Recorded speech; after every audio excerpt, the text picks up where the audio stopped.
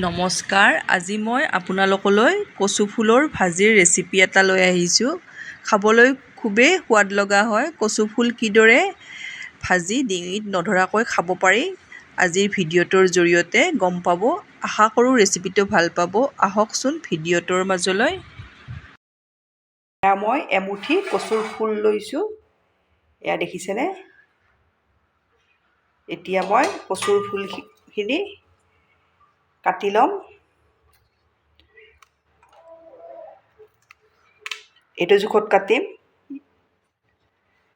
এয়া গামলা এটাত পানী লৈছোঁ। এইদৰে দি দিম। ইয়াৰে ফুলখিনি দিব নালাগে। এইদৰে কাটি ল'ম। ইয়াৰেও মই একেদৰে কাটিম। এইদৰে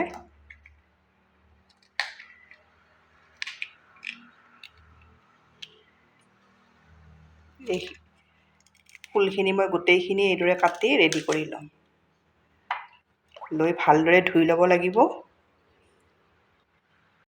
কচুখিনি ভালদৰে কাটি ধুই ল'লোঁ। এতিয়া মই এয়া কেৰাহীত পানী দিছোঁ। ইয়াতে সিজাই ল'ম। ইয়াত মই অলপ নিমখ দি দিছোঁ। 3 চামুচ নেমুৰ ৰস দি দিছোঁ। এইদৰে উতলাই ল'ম। এয়া মোৰ কচুখিনি ভালদৰে সিজি গ'ল। আপোনালোকে উতলিলে 3 মিনিট সময় এইদৰে সিজাই ল'ব। এতিয়া মই চালনী এখনত নমাই ল'ম। এয়া মই চালনী এখনত নমাই আকৌ মই ঠাণ্ডা পানীত এবাৰ এইদৰে ধুই ল'ম। ধুই চালনীখনতে লৈ ল'ম। এইদৰে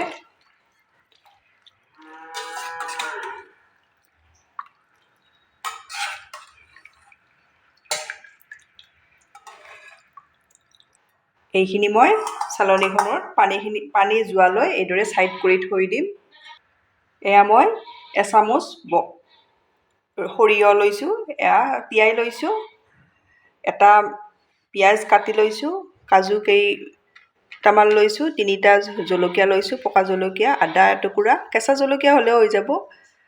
4-5 ফুটা নহৰু, এটা বিলাহী এইদৰে মিহিকৈ কাটি লৈছোঁ।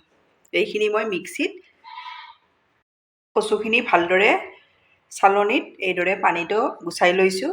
আপোনালোকে এইদৰে গুচাই ল'ব। ঠাণ্ডা হৈছে। এতিয়া মই ইয়াত জোখমতে নিমখ দি দিছোঁ। 2 চামুচ কৰ্ণফ্ল'ৰ দি দিম। 2 চামুচ কৰ্ণফ্ল'ৰ দিছোঁ। ইয়াত মই 3 চামুচ বেচন দি দিম। এচামুচ, 2 চামুচ, 3 চামুচ। বেচন 3 চামুচ দি দিছোঁ। এতিয়া মই জালুকৰ গুড়ি আধা চামুচৰ আধা দি দিছোঁ। ৰেড চিলি অলপ দি দিছোঁ। জ্বলা আপোনালোকৰ হিচাপত দি দিব। ইয়াত মই হালধি গুড়ি অলপো দি দিম। এইদৰে জোখমতে দি যাব। ইয়াতে মই এয়া মিক্সিত যিটো পেষ্ট ৰেডি কৰি থৈ দিছিলোঁ তাৰেও এয়া এচামুচ দি দিছোঁ। এইখিনি মই এতিয়া ইয়াতে ভালদৰে সানি ল'ব লাগিব।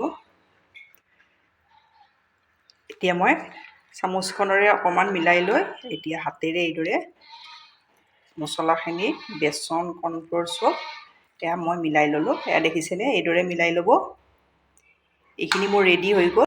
গেছত কেৰাহী এখনত তেল দিছোঁ। তেলখিনি ভালদৰে গৰম কৰি লওঁ। এয়া তেল ভালদৰে গৰম হৈছে। এতিয়া মই কচুখিনি এইদৰে দি যাম।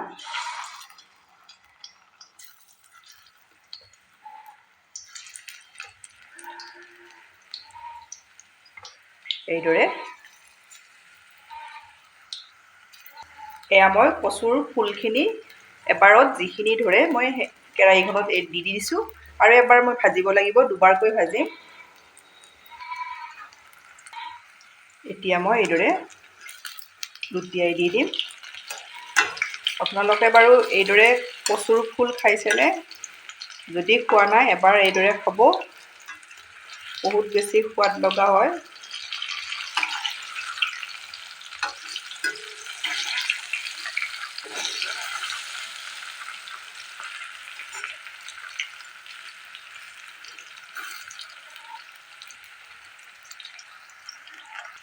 এয়া মোৰ প্ৰথমবাৰৰ কচুৰ ফুলখিনি এয়া ভজা হৈ গ'ল।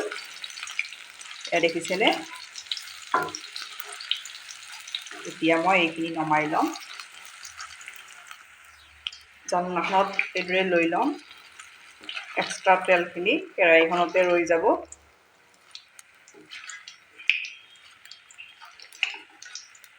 এইদৰে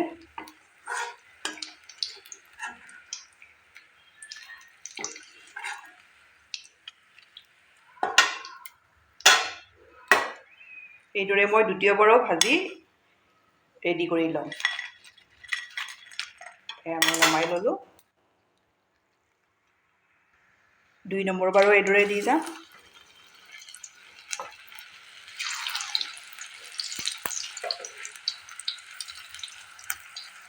এয়া মোৰ দ্বিতীয় কচুৰ ফুলখিনিও এইদৰে ভাজি ৰেডি কৰি ল'লোঁ।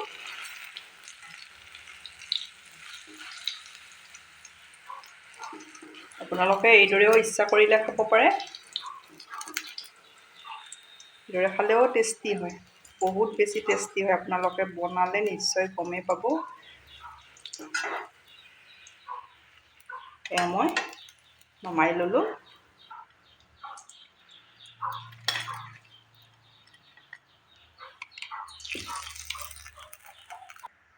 একেখিনি তেলতে মই বনাম। শুকান জলকীয়া এটা দিছোঁ, তেজপাত দুখিলা দি দিছোঁ এইদৰে। এতিয়া মই ইয়াতে মিক্সিত গুড়ি কৰি থৈ দিয়া এয়া মছলাখিনি দি দিছোঁ।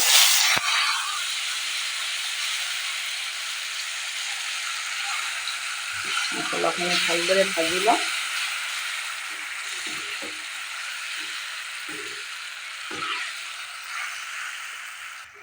এয়া মই মছলাখিনি মিডিয়াম ফ্লেমত এইদৰে ভাজি আছোঁ।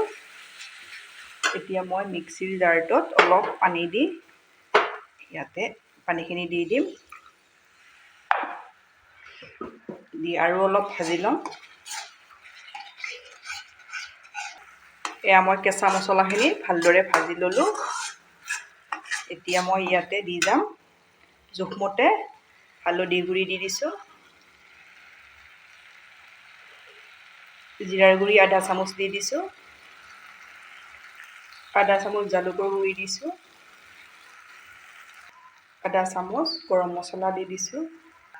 আধা চামুচ চাট মছলা দি দিছোঁ। এতিয়া মই একেখন চামুচেৰে দি আছোঁ। ইয়াতে জোখমতে নিমখ দি দিছোঁ। মছলাখিনি আকৌ ভালদৰে ইয়াতে ভাজিম। ইয়াত মই আধা চামুচ ৰেড চিলি দি দিছোঁ। জ্বলাটো আপোনালোকৰ হিচাপত দি দিব।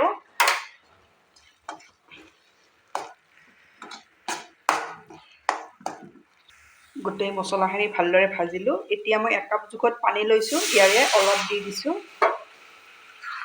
দি এইখিনি আৰু অলপ ভাজি ল'ম।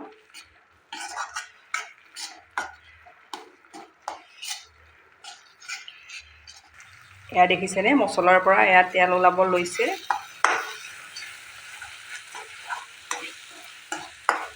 এতিয়া ইয়াতে মই পানীখিনি গোটেই কাপ দি দিলোঁ। দি উতলাই ল'ম।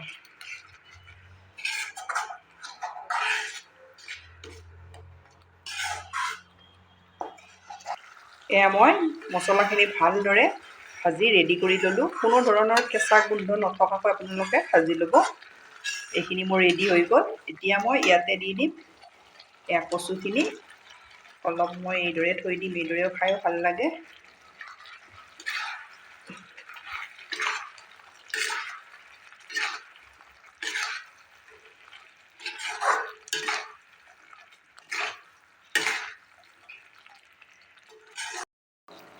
কচু ৰেডি হৈ গ'ল। এয়া দেখিছেনে? এতিয়া মই নমাই লওঁ।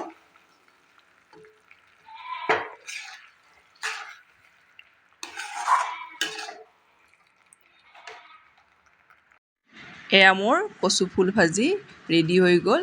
এয়া নমাই ল'লোঁ। আপোনালোকে এইদৰে বনাই খাব। বনাই খাই কেনে পায় কমেণ্টত জনাব। ধন্যবাদ ভিডিঅ'টো শেষলৈ চোৱাৰ বাবে।